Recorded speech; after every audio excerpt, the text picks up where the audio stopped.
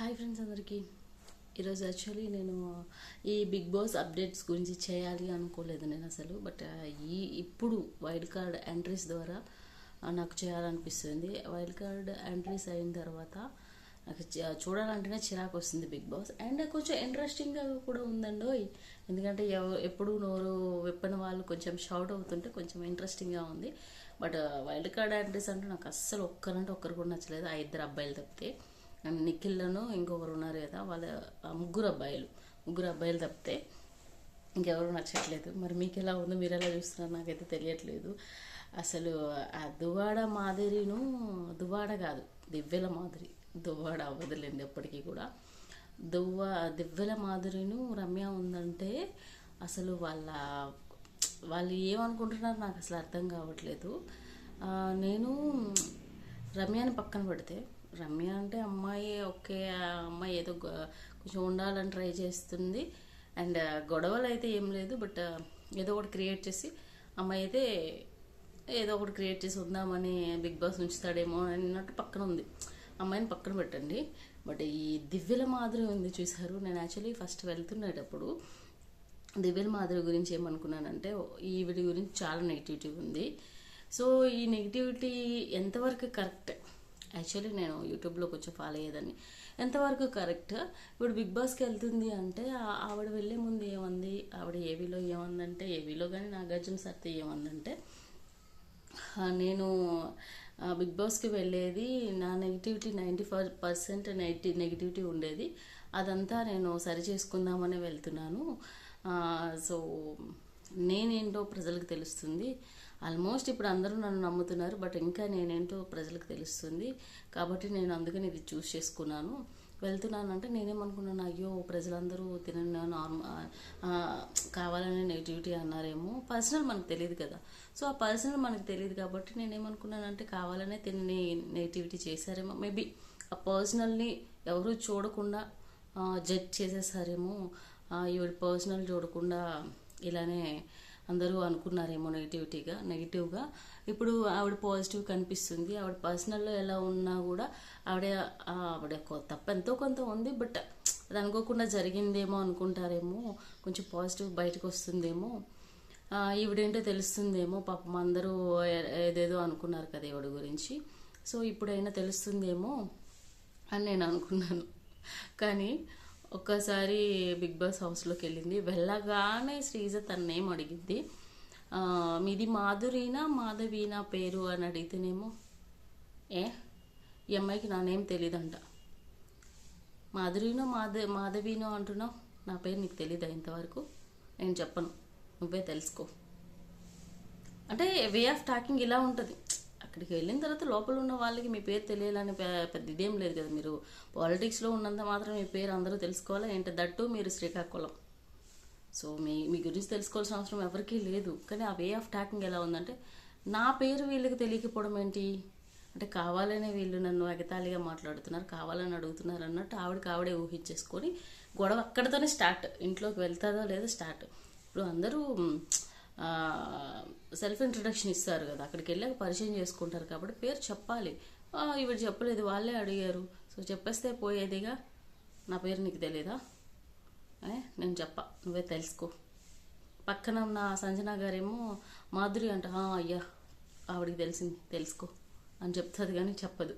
సరే అక్కడితో అయిపోయింది కదా. ఏదో రాగానే ఆవిడేదో ఫీల్ అయ్యాలా అంటే, ఎలా ఉందంటే వెళ్ళాక అందరినీ భయపెట్టేద్దాం, ఇంట్లో ఉన్న వాళ్ళందరినీ భయపెట్టేద్దామని ఫిక్స్ అయిపోయిందండి ఆవిడైతే. అంటే ఈ నోటితో భయపెట్టేస్తే ఈ గొడవల వల్లైనా నన్ను బిగ్ బాస్ ఉంచుతారేమో అని ఫిక్స్ అయిపోయినట్టుంది. బట్ బయట జనాలకు నచ్చట్లేదు, ఆవిడ తొందరగానే పోతుందని నేను అనుకుంటున్నాను. ఏమో బిగ్ బాస్ ఫేవరిజం చేసి ఆవిడ ఉంచితే చెప్పలేదు. ఎందుకంటే ఆవిడ వల్ల ఎక్కువ గొడవలు జరుగుతుంది కాబట్టి, కొంచెం రేటింగ్ పెరుగుతుంది కాబట్టి ఉంచుతారేమో అని నేను అనుకుంటున్నాను. బట్ నాకైతే ఆవిడ క్యారెక్టర్ అక్కడికి వెళ్ళిన తర్వాత అస్సలు నచ్చలేదు, నాకు అనిపించింది. అందుకే నేనేమో ఈవిడ నెగిటివ్గా చూశారు అందరూను. ఈ నోరు ఉంది చూశారు, అందరితో గొడవ పడే నోరు. సో బయట వారు పర్సనల్లో కూడా ఇలానే గొడవ పడిందేమో. నా మాటే అందరూ వినాలి, నాకు కావాల్సిందే నా దగ్గరికి రావాలి అన్నట్టు బిహేవ్ చేస్తుంది అక్కడ ఇంట్లో కూడా. సో బయట కూడా అలానే బిహేవ్ చేసి ఉంటుంది అని నేను అనుకుంటున్నాను. మరి మీరేమనుకుంటున్నారు? కామెంట్ సెక్షన్లో కామెంట్ చేయండి. అండ్ నాకైతే ఆ మాధురి గారు కళ్యాణ్తో ఫస్ట్ గొడవ పడింది అయితే నాకు నచ్చలేదండి. ఎందుకు అంటే తను వచ్చి రండి మ్యామ్ కూర్చోండి మాట్లాడదాం అనేటప్పటికీ ఆవిడేమో కూర్చోపోతే మాట్లాడరా, కూర్చోపోతే మాట్లాడరా అన్నట్టు ఆ వే ఆఫ్ టాకింగ్ ఇచ్చింది. తర్వాత కొంచెం పెద్దగా కళ్యాణ్ మాట్లాడేసరికి అరుస్తావేంటి అన్నట్టు మాట్లాడింది.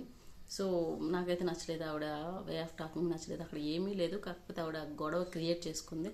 అండ్ తర్వాత దివ్య రేషన్ ఉంటారుగా, దివ్యని మార్చేయమని చెప్పినప్పుడు కూడా దివ్య మీద కూడా అరుస్తావేంటి అని మీద పైకి వెళ్తుంది.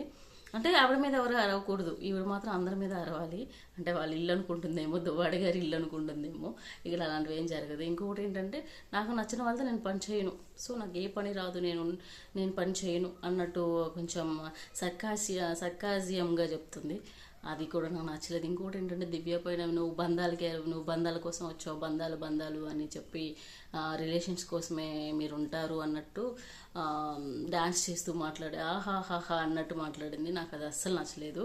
ఆ వే ఆఫ్ టాకింగ్ అసలు ఏమంటే నాది వే ఆఫ్ టాకింగ్ ఇంతే, నా వాయిస్ ఇంతే, నా బేస్ ఇంతే అంటుంది. ఆ బేస్తో అరిస్తే ఆవిడ మీద ఎవరు అరవకూడదు, ఆవిడ మాత్రం అందరి మీద అరిచేస్తానంటే అది బిగ్ బాస్ హౌస్, బయట వాళ్ళ ఇల్లు కాదు కదా పడటానికి.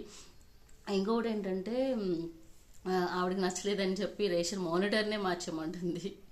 నిన్న కాక మొన్న వచ్చిన ఆవిడ రిలేషన్స్ పెట్టుకోకూడదు అన్న ఆవిడే తనుజతో ఇప్పుడు రిలేషన్ పెట్టుకుంది. ఆవిడ రాజా అంటే ఈవిడ రాజు అంట. మరి దాన్ని ఏమంటారు? ఇంకొకటి బెస్ట్ ఫ్రెండ్ సంజన, మీరు నేను బెస్ట్ ఫ్రెండ్ అంటే నాకు రిలేషన్స్ వద్దు, నేను రిలేషన్స్ కోసం రాలేదు, ఇక్కడ ఆట కోసం వచ్చాను అని ఎందుకు చెప్పట్లేదు చెప్పండి. మరి అక్కడ చెప్పాలి కదా, మరి అది రిలేషన్ కాదా? నిన్న వచ్చిన ఆవిడకే రిలేషన్ కావాలంటే మరి అప్పటి నుంచి వాళ్ళు ఉన్నారు, వాళ్ళ రిలేషన్స్ ఎవరు రిలేషన్స్ వాళ్ళకు ఉంటాయండి. వాళ్ళు ఆ టైం అయినా మానేస్తున్నారా?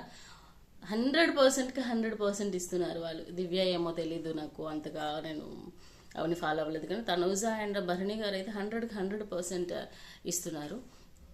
సో నాకైతే దివ్యల మాదిరి వెళ్ళిన నుంచి నాకు అసలు చిరాకు వస్తుంది. నాకు తెలిసి ఆవిడ నెక్స్ట్ వారం నామినేషన్లో ఉంటే డెఫినెట్గా వచ్చేస్తారని నేను అనుకుంటున్నాను. ఏమో బిగ్ బాస్కి ఫేవర్గా కావాలని ఉంచుకుంటారేమో నాకు తెలీదు.